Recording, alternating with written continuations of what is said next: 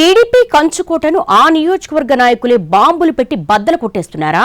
Party ticket దక్కితే చాలు MLA అయిపోతారనుకున్న చోట పరిస్థితులు మారిపోతున్నాయా? ఇద్దరు ముఖ్య నేతలు ఆధిపత్య పోరుతో పరస్పరం చెక్ పెట్టుకుంటూ మొత్తంగా పార్టీని ముంచేస్తున్నారా? వైసీపీ నుంచి వచ్చిన వాళ్లకు పదవులు దక్కుతున్నాయా? ఎవరా లీడర్లు? ఎవరా ఇద్దరు? ఏదా నియోజకవర్గం? తెలుగుదేశం పార్టీ కంచుకోట గుంటూరు పశ్చిమ నియోజకవర్గం. ఇక్కడ వరుసగా 3 విడతల నుంచి టీడీపీ అభ్యర్థులే ఎమ్మెల్యేలుగా గెలుస్తున్నారు. క్యాండిడేట్ ఎవరన్న దానితో సంబంధం లేదు. Just Guntur west TDP ticket గెలుచుకోగలిగితే చాలు ఎమ్మెల్యే అయిపోయినట్టే. దానికి చెక్ పెట్టేందుకు వైసీపీ విశ్వ ప్రయత్నాలు చేసినా వర్కౌట్ కాలేదు. 2024లో పార్టీ తరపున బలమైన అభ్యర్థిగా భావిస్తూ మాజీ మంత్రి విడుదల రజనీని గుంటూరు వెస్ట్ బరిలో దింపింది వైసీపీ. అయినా సరే వర్కౌట్ కాలేదు.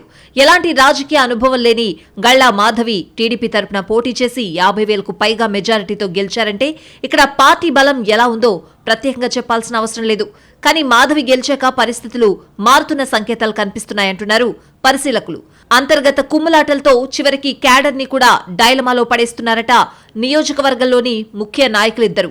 2019లో టీడీపీ ఎమ్మెల్యేగా గెలిచిన మద్దాళి గిరిధర్ ఆ తర్వాత వైసీపీలో చేరారు. అప్పటి నుంచి ఈ నియోజకవర్గ వ్యవహారాలను మరో సీనియర్ కోవెలమూడి రవీంద్ర చూసుకున్నారు.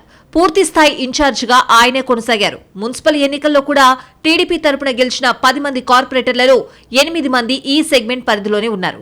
ఈ క్రమంలో 2024 ఎన్నికల్లో వెస్ట్ టికెట్ కోసం గట్టిగా ప్రయత్నించారు రవీంద్ర. కానీ రకరకాల ఈక్వేషన్స్, క్యాలిక్యులేషన్స్ అంటూ ఆయన్ని పక్కన పెట్టి ఎలాంటి రాజకీయ అనుభవం లేని గళ్లా మాధవిని తెరపైకి తీసుకొచ్చింది టీడీపీ అధిష్టానం. అప్పుడే కోవెలమూడికి మండిపోయిన పార్టీ అధిష్టానం నిర్ణయాన్ని కాదనలేక సైలెంట్ అయ్యారట. ఏళ్ల తరబడి నియోజకవర్గంలో పార్టీని కాపాడుకుంటూ క్యాడర్ కు అండగా ఉంటూ వస్తే ఫైనల్ గా పార్టీ టికెట్ తనకు కాకుండా వేరే వాళ్లకు ఇవ్వడాన్ని జీర్ణించుకోలేకపోయారట ఆయన. ఎన్నికల సమయంలోనే రవీంద్ర, గళ్లా మాధవి మధ్య విభేదాలు వచ్చినట్టు చెప్పుకున్నారు. అయితే పార్టీ గెలుపు మీద ఆ ప్రభావం లేకుండా జరిగిపోయింది. అయితే 3 నెలల క్రితం గుంటూరు మున్సిపల్ కార్పొరేషన్లో జరిగిన రాజకీయ పరిణామాలతో కోవెలమూడికి మేయర్గా అవకాశం కల్పించింది టీడీపీ అధిష్టానం. దీంతో గుంటూరు పశ్చిమలో ఎమ్మెల్యే, మేయర్ ఇద్దరు కీలకంగా మారిపోయారు. అలాగే వార్ కూడా ముదిరిపోయింది అన్నది స్థానిక పార్టీ వర్గాల మాట. రవీంద్ర గుంటూరు పశ్చిమ ఇన్ఛార్జిగా ఉన్నప్పుడే నియోజకవర్గం పరిధిలోని 26 డివిజన్లకు అధ్యక్షులు నియమించారు. కొన్ని చోట్ల ఆయన ముఖ్య అనుచరులకే పదవులు దక్కాయన్న విమర్శలు ఉన్నాయి. అలాగే ఎన్నికల సమయంలో వీళ్లలో కొందరు మాధవిని ఇబ్బంది పెట్టారని కూడా చెప్పుకుంటారు. ఆమె ఎమ్మెల్యేగా గెలిచిన తర్వాత కూడా వారిలో కొంతమంది అంటిముట్టనట్లుగా వ్యవహరించారట. అయితే డివిజన్ అధ్యక్షుల పదవీకాలం ముగిసింది. కొత్త వారిని నియమించే క్రమంలో పరిస్థితిని తనకు అనుకూలంగా మలుచుకున్నారు ఎమ్మెల్యే. పాత డివిజన్ అధ్యక్షులు 16 మందిని తప్పించి కొత్త వాళ్లకు ఛాన్స్ ఇచ్చారమే. అలా పార్టీ పదవులు కోల్పోయిన వాళ్లలో ఎక్కువ మంది మేయర్ రవీంద్ర అనుచరులే ఉన్నారట. ఇదే ఇప్పుడు గుంటూరు పశ్చిమలో హాట్ టాపిక్ గా మారింది.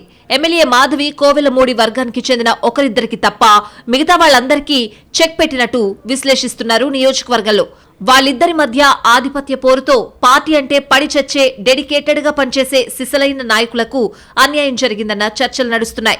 ఎప్పటినుంచో పార్టీలో ఉన్న సీనియర్స్ ని కూడా పదవుల విషయంలో పట్టించుకోలేదన్న విమర్శలున్నాయి. కొత్త డివిజన్ అధ్యక్షుల ఎంపికలో వైసీపీ నుంచి వచ్చిన ఇద్దరికి పదవులు కట్టబెట్టడం ఇంకా కలకలం రేపుతోంది. దీన్నే ప్రశ్నిస్తోంది మేయర్ వర్గం. వలస నేతలకు పదవులిచ్చి పాత వాళ్లను వదిలేస్తూ ఎమ్మెల్యే ఇక్కడ పార్టీని ఏం చేయదలుచుకున్నారంటూ సీరియస్ గా ప్రశ్నిస్తున్నారు టీడీపీ కార్యకర్తలు. ఇలా ఎమ్మెల్యే, మేయర్ మధ్య వార్తో బలమైన చోట పార్టీ పట్టు తగ్గుతుంది తప్ప ఎవ్వరికీ ప్రయోజనం ఉండబోదని క్యాడరే మాట్లాడుకుంటోంది. అధిష్టానం ఈ వ్యవహారాన్ని ఎలా డీల్ చేస్తుందో చూడాలంటున్నారు.